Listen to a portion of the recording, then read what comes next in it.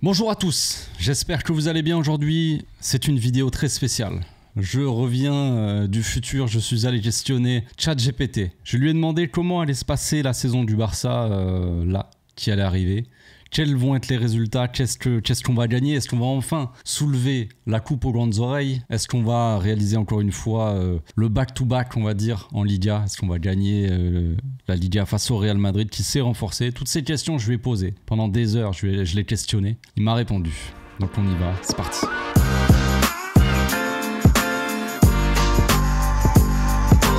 Au passage, n'hésite pas à nous rejoindre si c'est pas encore fait et à partager la chaîne autour de toi, ça fera plaisir à tonton. Le Barça nous a offert une belle saison la saison dernière. Franchement, c'est régalé. Footballistiquement, le Barça a retrouvé ses couleurs, on va dire. Je ne sais pas si on a retrouvé notre football, mais en tout cas, on a retrouvé notre joie. Les supporters ont retrouvé la joie de regarder des matchs du Barça, de prendre du plaisir devant les matchs. Il y a eu l'arrivée d'Mbappé au Real Madrid qui ont renforcé un petit peu les concurrents. On se posait des questions. Les supporters du Real Madrid disaient est-ce que ça allait être la nouvelle équipe, les nouveaux Galactiques qui allaient marcher sur le football et sur le Barça. Le Barça n'avait pas forcément changé son effectif, mais avait changé une chose principalement, c'était son coach. Donc on pouvait se poser la question, oui, est-ce que ça va tout changer? Est-ce que vraiment ça va être le jour et la nuit, on va dire, dans les résultats, dans la façon de jouer? On se posait des questions. Et je pense que tout le monde a eu sa réponse. De moi, en passant par les supporters de tout le Barça et les supporters du Real Madrid aussi, les supporters du football en général, l'Europe s'en souvient encore. Le Barça a fait une grande saison, même si on est passé pas très loin d'une belle finale de Ligue des Champions. Donc cet été, pas de très grands changements. Un changement principal, c'est l'arrivée de Joan Garcia qui remplace Ter Stegen, qui lui-même avait été un peu remplacé de toute façon par Szczęsny la saison dernière. Donc l'arrivée d'un gardien et le départ aussi d'un pilier en défense centrale qui est Íñigo Martínez. Il y a aussi l'arrivée de Rashford, Marcus Rashford en prêt. On se pose la question aussi, savoir si il va retrouver un petit peu son prime, on va dire, qu'il va retrouver son football, retrouver l'énergie qu'il avait et faire vibrer tout simplement les supporters du Barça qui vont probablement retrouver aussi le Camp Nou. C'est potentiellement une belle année, c'est potentiellement une belle saison qu'on va vivre. En tout cas, j'ai pas envie de vous spoiler tout pour le moment, mais c'est vrai que moi j'ai les réponses. J'ai les réponses pour vous. Donc l'objectif est clair en Liga. Gagner à nouveau le championnat. C'est le trophée de la régularité. C'est l'équipe la plus régulière, la plus performante tout au long de la saison remporte la Liga. Voilà, c'est pas comme, on va dire, certaines coupes ou la Ligue des Champions qui est aussi une coupe où il va falloir être vraiment en forme dans les moments clés et tu peux te permettre de faire une saison, un début de saison assez moyen, assez mauvais. Regardez le PSG par exemple la saison dernière, on peut pas dire qu'ils ont bien démarré la Ligue des Champions par exemple. À deux doigts d'être éliminés en phase de poule, on va dire, de qualification, et ils finissent par quand même gagner la Ligue des Champions, monter en puissance, tout ça. Donc des fois tu démarres un peu mal, voilà, c'est compliqué. Si tu démarres très mal en championnat et que tu as trop de retard, c'est difficile après de revenir. Donc l'objectif, gagner la Liga, gagner je pense que tout ce qui est trophée, on va dire national, c'est un peu l'objectif, mais surtout l'objectif principal peut-être, c'est en tout cas chez les supporters, c'est de soulever à nouveau la coupe aux grandes oreilles, de retrouver la victoire en Ligue des Champions après la dernière année, c'était en 2015, hein, donc ça fait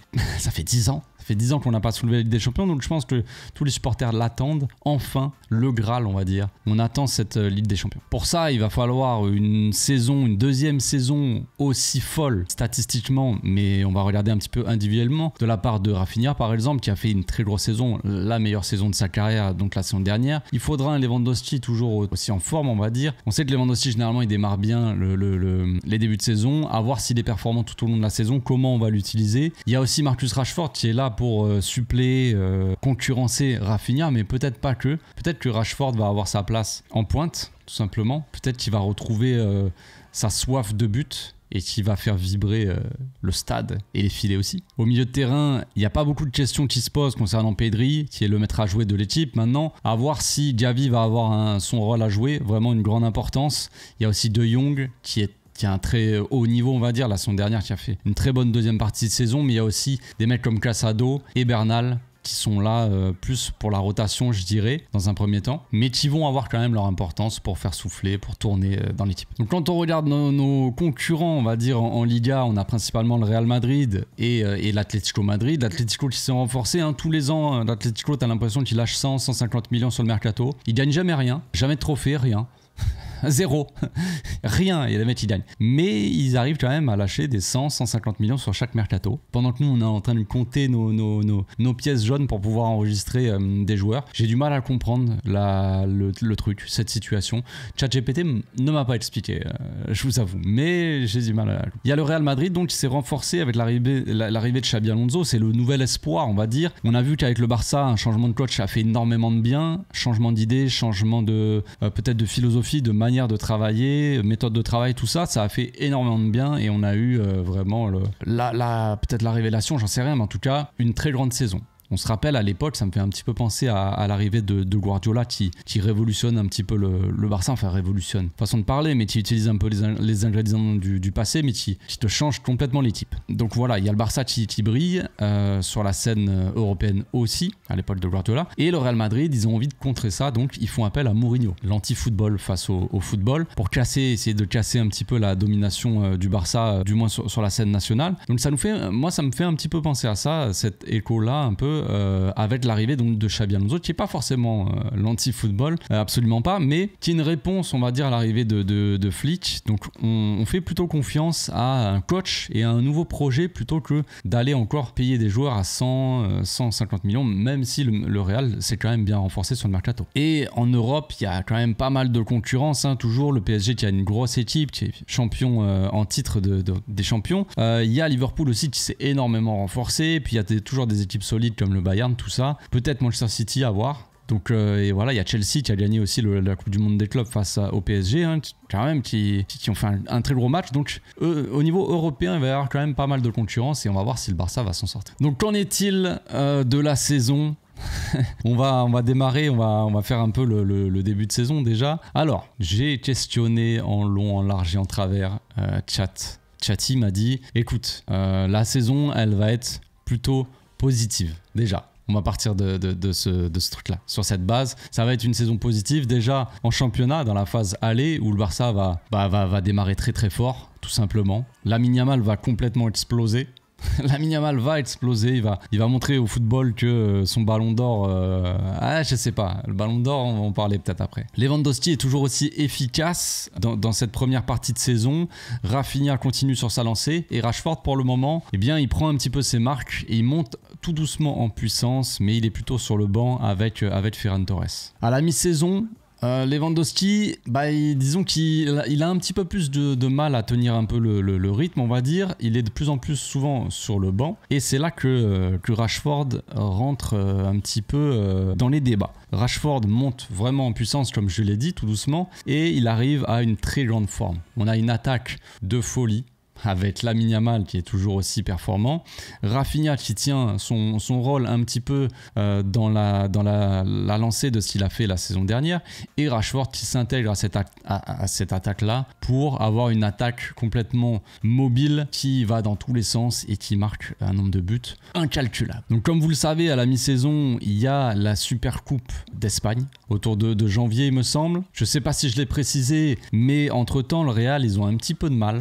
On va expliquer un petit peu le contexte de cette Super Coupe. Bon, le Barça arrive en finale assez facilement. Vous savez, les Super Coupes, il y a la demi, machin. Et on arrive donc en finale assez facilement face au Real Madrid, donc. Et le Real Madrid, eux, ils ont eu un peu de mal déjà à aller en finale, mais surtout, ils ont un peu de mal depuis le début de la saison. Comme je vous l'ai dit, ils sont renforcés avec quelques achats bien sentis sur le mercato, mais ils ont fait aussi venir Xabi Alonso, la solution. Peut-être miracle, ils se sont dit on va faire un petit peu comme le Barça, comme je l'ai dit, on va ramener un nouveau coach avec un nouveau projet, tout ça peut-être, et ça va prendre petit à petit. Mais vous connaissez un petit peu les antécédents.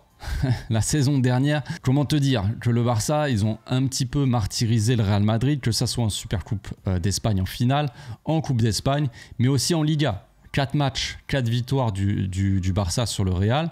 Pas mal d'humiliations aussi, notamment c'était en finale de Supercoupe et en Liga. Des matchs par moments assez serrés, par moments aussi assez serrés à cause de peut-être l'arbitrage. On pense évidemment à la finale de la Coupe qui était assez scandaleuse. Bref, en tout cas, il y a ce contexte-là. Il y a Mbappé qui a toujours pas gagné un match contre le Barça en étant au Real. Il a envie Il a envie de vraiment se montrer dans cette finale de Supercoupe et enfin remporter un trophée donc avec le Real Madrid. Ils ont gagné quand même un trophée, ils avaient gagné je crois la Supercoupe d'Europe. J'ai plus les types en face mais quand il était arrivé. Mais je veux dire gagner un trophée voilà face au Barça. Donc entre temps comme je l'ai dit c'était un peu compliqué pour le Real. Malheureusement ils ont fait un début de saison assez complexe. Ils se sont fait sortir dans les phases de poule de Ligue des Champions. Donc éliminés en phase de groupe de qualif. En championnat ça se passe pas très bien. Ils sont un petit peu largués par le Barça et l'Atlético Madrid. Donc Xabi Alonso en décembre, juste avant la Supercoupe, se fait limoger, se fait virer. Plus de Xabi Alonso, donc malheureusement le truc n'aura pas bien fonctionné. Et Florentino Pérez, un petit peu désespéré, se pose un petit peu la question et se dit mais comment on va faire pour stopper tout ça et comment on va bloquer ce Barça. Donc il ramène, je sais pas pourquoi, hein, mais il ramène Lopetegui. Lopetegui, ancien entraîneur du Real, je crois que c'était en 2018, qui n'avait pas forcément été très performant avec le Real Madrid non plus, mais Florentino Pérez, voilà, il ramène un petit peu Lopetegui, considéré quand même par les supporters comme un truc un petit peu désespéré. Et il se dit pourquoi pas peut-être, et puis dans tous les cas c'est un pion que je peux jeter à tout moment sans problème. Donc pour cette finale le Barça arrive en forme avec comme je l'ai dit une attaque de feu, Lamine, Rafinha et Rashford. La presse catalane se moque un petit peu d'Mbappé, je sais plus comment il le surnomme, je sais plus ce qu'il m'a dit, Mbappé El Seco, je sais pas trop pourquoi. Mais en tout cas Mbappé, le gars Mbappé 0, je sais plus comment il l'appelle. Mais bon, disons que il se moque un peu parce que pour le moment Mbappé a gagné aucun match face au Barça, aucun trophée face au Barça. Donc il se fout un petit peu de lui. Donc la tension elle monte un petit peu autour du match. Mais comme je l'ai dit, le Barça est beaucoup trop fort pour le Real Madrid et le Barça donc remportera cette Supercoupe d'Espagne 3-1 face au Real. À la 12e minute, un but, c'est un corner, un but sur corner de Ronald Araujo sur une passe de Pedri. Et oui, Ronald est titulaire. Ça fait 1-0. Le deuxième but est marqué par Rafinha sur un débordement de Lamine Yamal qui efface la moitié de la défense et qui sert en retrait au point de péno pour Rafinha qui est complètement seul et qui allume les cages. Ça fait 2-0, donc le Barça tranquille qui déroule, on va dire, mais juste avant la mi-temps, le Real qui se réveille, un petit sursaut d'orgueil peut-être, et Vinicius qui est encore là, hein, qui est toujours pas parti, qui était un peu dans le mal, dépressif avec Mbappé. La cohabitation est un peu compliquée, mais en tout cas Vinicius sert Mbappé et Mbappé allume les cages. Il met le ballon en lucarne pour le 2-1 juste avant la mi-temps, donc le retour au vestiaire avec une certaine confiance pour le Barça, mais quand même on se pose des questions. Est-ce que Mbappé va briser cette malédiction? Non. Et donc à 15 minutes de la fin du match, un contre-éclair de la part du Barça, Gavi qui récupère la balle, transmet le ballon donc à Rashford, et Rashford qui s'en va battre Courtois en 1v1, qui allume les cages et ça fait 3-1. Premier trophée de la saison donc, officiel en tout cas, hein, même si on a de l'avance en Liga, tout ça. Mais c'est le premier trophée remporté par le Barça, à l'image de ce qu'on a fait la saison dernière. Super coupe, gagnée face au Real 3-1, net et sans bavure. La saison se poursuit en Liga, plutôt bien j'ai envie de dire. Le Barça enchaîne. Arrive à faire souffler aussi un petit peu Lewandowski qui joue un petit peu moins comme je l'ai dit. Rafinha peut se reposer aussi grâce aux performances de Rashford. On alterne un petit peu Rashford à gauche, Rashford dans l'axe. Même si l'attaque finalement de fin de saison, l'attaque titulaire, c'est Rafinha, Rashford et Lamine Yamal. Mais le Barça finit donc champion de Liga avec 94 points. Premier, le Real Madrid arrive quand même à bien se démerder. Ils finissent quand même deuxième. Et l'Atlético Madrid qui a encore dépensé sur le mercato finit troisième et donc gagne encore aucun trophée. Donc peut-être qu'ils remettront 150 millions sur le prochain mercato, je sais pas. Et vous allez me dire la Ligue des Champions entre temps. La Ligue des Champions. On va d'abord parler un petit peu de la Coupe d'Espagne. La finale de la Copa del Rey qui va se jouer face à Bilbao.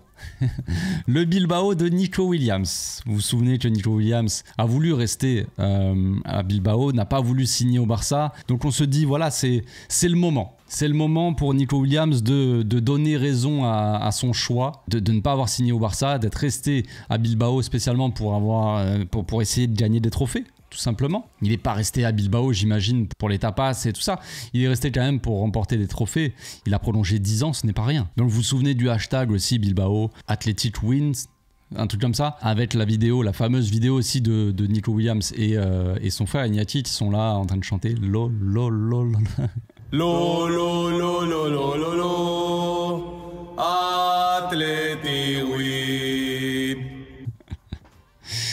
Et bien voilà, on ressort cette vidéo un petit peu avant le match. La tension monte évidemment. Il y a beaucoup de bruit dans la presse, beaucoup aussi sur les réseaux sociaux entre les supporters du Barça et de l'Athletic Bilbao qui se taquinent. Ça tatine aussi beaucoup Nico Williams qui fait une saison assez mitigée quand même. Et donc la finale, c'est l'heure de la finale. La finale se joue donc au stade de Séville. Comme je l'ai dit, l'attaque est toujours la même. Rafinha, Rashford et Lamine Yamal. Lewandowski qui est un peu gardé au frais, j'ai envie de dire. Donc le match démarre assez fort. Au bout de la 8e minute déjà, but, une belle combinaison entre Pedri et Lamine Yamal. Pedri qui envoie un très bon ballon au-dessus de la défense pour Yamal. Yamal qui élimine son vis-à-vis et qui marque 1-0 au bout de 8 minutes à peine. Mais à la 21e, l'Athletic Bilbao se réveille un petit peu et but de Nico Williams qui a envie de faire taire un petit peu les critiques, qui est un petit peu piqué par tout ça donc, et qui part en solo du milieu de terrain et dribble Baldé. Pauvre Baldé, qui se fait effacer par Nico Williams, qui frappe au premier poteau et Joan Garcia ne peut rien faire et donc ils reviennent à un partout dans ce match à haute tension. Mais juste avant la mi-temps, Araujo, Ronald, encore une fois, buteur en finale. Est-ce enfin la saison de la rédemption pour Ronald? Je sais pas, il a marqué en finale de Supercoupe face au Real Madrid. Il marque encore sur corner, encore une fois, un but de la tête en finale de Coupe du Roi. C'est incroyable. Le corner tiré par Rafinha d'ailleurs. Et donc but de Ronald Araujo pour le 2-1. On prend l'avantage et on va essayer de dérouler, de pousser encore pour plier le match. Et c'est ce qu'on va faire. C'est ce qu'on va faire à la 74e minute avec le dernier but du match, avec une belle action collective entre Rashford et Fermin qui finit. Fermin qui marque le dernier but du match, le 3-1. Plat du pied, sécurité, j'ai envie de dire. 3-1, match plié, même si dans les 15 dernières minutes, Bilbao essaie de pousser pour revenir un petit peu. Mais c'est trop tard, le mal est fait. Et le Barça donc remporte son 2e trophée de la saison, avec une victoire donc sur Bilbao. 3-1. Autant vous dire que les moqueries autour de Nico Williams, elles vont continuer. Donc on récapitule un petit peu, champion de Liga, champion de Supercoupe, champion de Copa del Rey. Le triplé national, le back-to-back sur le territoire espagnol, le Barça est maître. Encore une fois pour la 2e saison consécutive. Maintenant, qu'en est-il de la Ligue des Champions? Qu'en est-il de cette Ligue des Champions? Le Barça, je dirais pas qu'on survole un peu cette Ligue des Champions, mais à l'image un petit peu de ce qui s'est passé la saison dernière, le Barça arrive jusqu'en demi-finale, pas forcément facilement, mais disons qu'on y arrive, on y est quoi. On est de solides prétendants pour remporter cette Ligue des Champions, mais la demi-finale, elle se joue contre le Liverpool. Le Liverpool de Florian Wirtz qui vient d'arriver et qui fait une saison monumentale. Donc le contexte du match, c'est quoi? C'est que Wirtz, comme je l'ai dit, est monstrueux cette saison. Même si le Barça fait une grosse saison, a une attaque de feu, Rafinha, Rashford et Lamine Yamal, Lewandowski a petit à petit laissé sa place et commence à être un peu plus souvent sur le banc, comme on l'a dit. Liverpool vient d'éliminer le Bayern Munich 6-2 sur le match aller-retour, presque au 8-2 mais pas totalement. Donc Wirtz est en feu, Isaac aussi, Van Dijk probablement joue sa dernière saison à Liverpool et a envie de finir en beauté. Le Barça, comme j'ai dit, voilà l'attaque, ça va dans tous les sens avec Rashford, Rafinha, Yamal qui met le feu sur le côté. On attend cette Ligue des Champions depuis 10 ans aussi. Donc toute cette pression autour du match, encore une fois, on a le scénario aussi de la saison dernière en tête contre l'Inter. Donc la pression, elle est monumentale. Voilà, on va pas se cacher, la pression est monumentale. Donc le match aller se joue à Anfield. On connaît un petit peu l'ambiance à Liverpool, on sait que la pression, elle est monumentale. Et le match est clairement dur.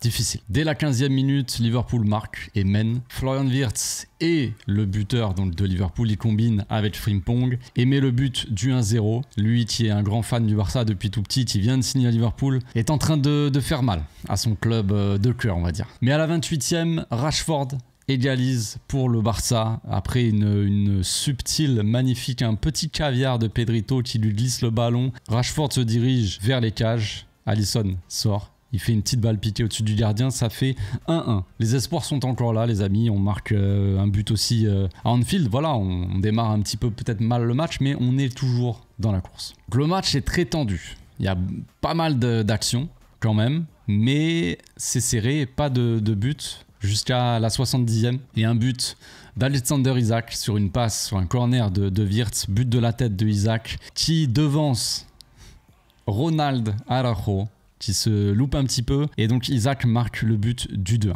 Le match finit là-dessus. Victoire de Liverpool donc au match aller à Anfield à domicile 2-1 face au Barça. Liverpool a plutôt dominé le Barça. 17 tirs pour Liverpool dont 8 cadrés alors que le Barça a fait 8 tirs et 3 cadrés. Donc une nette domination quand même de Liverpool qui a été plus dangereux. C'est compliqué. Anfield, ça nous réussit pas trop, disons. Mais le match retour se joue donc au Camp Nou. Camp Nou, fraîchement, et alors il n'est pas encore fini, évidemment, il n'y a pas toutes les places disponibles. Mais quand même, on joue à la maison, on retrouve un petit peu ce stade aussi mythique et l'ambiance qui va avec. Laporta a décidé de faire la paix avec les supporters, donc la Grada est de retour au stade et l'ambiance aussi. C'est magnifique, c'est une bonne nouvelle. Hein. Du moins, en tout cas, de ChatGPT, tu vois, il nous dit que c'est vrai. Ça arrivera peut-être pas, mais en tout cas, pour ChatGPT, ça arrive, donc c'est cool. Donc l'entame du match, elle est monstrueuse. Voilà, le Barça met une pression monstre sur Liverpool, poussé par ses supporters à la 10e minute, but du Barça. Koundé qui marque sur un beau coup franc de Pedri qui centre, en fait, un centre pour Koundé qui marque le but de l'égalisation, on va dire, sur les deux matchs. Score cumulé 2-2 pour le moment. Et la pression est à son comble. Malheureusement, 32e minute, but de Liverpool, contre-attaque ultra rapide. Wirtz qui lance Alexander Isak qui vient fusiller les cages. Une frappe monumentale sous la barre et ça fait donc 1-1 dans le match, mais au score cumulé, Liverpool est devant. Donc là, c'est la mi-temps. Le Camp Nou est en feu. Hein. Je veux dire, c'est les derniers... Enfin, on y croit, quoi. Les supporters sont là. Même moi, je suis au stade. Ouais, ChatGPT l'a pas dit, mais je l'imagine. Je suis au stade et je chante. Vous me voyez à la télé et tout, oh putain c'est lui et tout, ouais c'est moi. Mais comme vous le savez, à chaque fois que je vais au stade, aïe. Donc le deuxième mi-temps, ça démarre à fond. Le Barça marque aussi encore une fois rapidement. 53e, Rafinha qui dribble deux joueurs. Et oui, c'est incroyable. Rafinha dribble deux joueurs, passe entre les deux, tac tac, petit centre pour Lamine Yamal qui marque le but du 2-1. Magnifique, l'espoir renaît, j'ai envie de dire. Lamine Yamal, pépite de la Masia, espoir de tout un peuple aussi. Pour le moment, encore une fois, on est à égalité sur les deux scores cumulés. Mais voilà, Lamine Yamal redonne un petit peu d'espoir dans ce match-là. 78e minute. Oui, je suis désolé de vous dire ça. Coup de poignard, mais le Barça perd le ballon. On perd le ballon.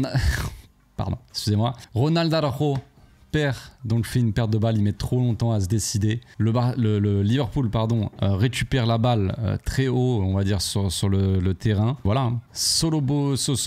Szoboszlai, si je le prononce bien, je sais pas, qui récupère donc la balle, donne le ballon à Wirtz et Wirtz vient fusiller les cages. Lucarne pour Wirtz et but. Et donc 2-2 dans ce match-là sous haute tension. Les 10 dernières minutes vont être complètement folles. Je vous le dis. Lewandowski rentre sur le terrain. Ferran Torres aussi. Grosse occasion. À la 88e minute, Ferran Torres qui a le ballon à l'entrée de la surface et qui a tout l'angle pour marquer. Il tire, il envoie le ballon en lucarne, sauf que malheureusement, Alisson sort le ballon. Sort une parade, peut-être la parade de sa vie. Je ne sais pas. À l'image de sa double confrontation la saison d'avant contre le PSG, Alisson sort une parade monumentale. L'arrêt du siècle. Et le Barça finit sur un match nul et donc une élimination. Le héros de cette double confrontation, c'est évidemment Wirtz qui finit avec 2 buts et 2 passes D. Monumental. Wirtz qui ira probablement chercher peut-être même son ballon d'or la saison d'après. Je ne sais pas. Côté Barça, que voulez-vous que je vous dise? Pedri sort une double confrontation monumentale au milieu de terrain. Voilà, c'est lui le maître à jouer. Lamine Yamal a tout fait encore une fois à l'image de sa demi-finale, sa double confrontation contre l'Inter la saison dernière où il est monumental. Il ressort un petit peu ce même genre de match, qui te fait lever les foules. Malheureusement, encore une fois, parce que jamais 203 les amis. Ronald, mais c'est pas moi qui le dis en plus, hein. C'est vraiment... c'est ChatGPT, hein. Mais Ronald est encore une fois fautif et encore une fois nous sort sur cette double confrontation nous sort 2 petites erreurs qui vont coûter cher évidemment et qui vont encore une fois coûter la Ligue des Champions au Barça. Bilan donc de la saison, champion de Liga, vainqueur de la Coupe du Roi, vainqueur de la Super Coupe d'Espagne et demi-finaliste encore une fois de la Ligue des Champions. Demi-finaliste malheureux, on n'est pas passé loin, j'ai envie de dire. On s'est quand même arrêté en demi-finale face à un Liverpool qui s'est vraiment considérablement renforcé cette saison. On n'a rien pu faire. Peut-être que la pression était trop forte à Anfield, on a vraiment été dominé, même si au retour on a fait un meilleur match, le Camp Nou a un peu aidé, on n'a pas été assez peut-être solide, il manquait un petit peu quelque chose. Donc le bilan est encore une fois assez positif, même si j'imagine que tous les supporters sont tristes de cette élimination, on va dire, en Ligue des Champions. Le bilan statistique de la saison, il est pas mal individuellement, je veux dire. Lewandowski qui marque environ sa trentaine de buts encore une fois. Il régale Robert pour sa dernière saison au Barça. Rafinha fait aussi pareil, environ 30 buts aussi et environ 20 passes décisives. C'était une bonne saison quand même pour Rafinha. Yamal finit à environ 20 buts cette saison et environ une vingtaine aussi de passes décisives. Rashford sera environ à 15 buts et 10 passes D. C'est une saison correcte. Est-ce que ce sera suffisant pour acheter le joueur? Je n'ai pas eu l'info, désolé. Pedri aussi, mine de rien, qui fera une bonne petite saison avec une douzaine de buts et environ 16 passes décisives.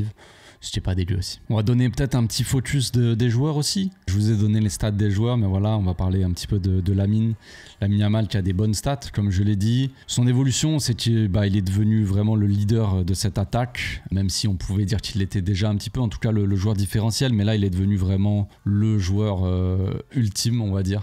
Il signe des grosses prestations en Liga. Il met un triplé d'ailleurs au passage pendant la saison contre l'Atlético Madrid. Il est élu joueur de la saison en Liga d'ailleurs et dans le 11 de l'année de l'UEFA. Petite anecdote, il provoque 7 pénaltys durant la saison grâce à ses dribbles virevoltants. Concernant Pedri, il a une évolution plutôt classique, j'ai envie de dire. Il a fait une grosse saison la saison dernière, il continue sur sa lancée. Toujours aussi important au milieu, toujours aussi important aussi dans ce rôle de distributeur de caviar. Grosse entente, on va dire, une très bonne entente entre Pedri et Lamine, mais aussi entre Pedri et Rashford. Concernant Gavi, il y a une grosse concurrence entre Gavi et Frenkie. Gavi, par moment, va être titulaire devant De Jong. Il va y avoir peut-être même des fois un milieu de terrain Pedri, Frenkie, Gavi.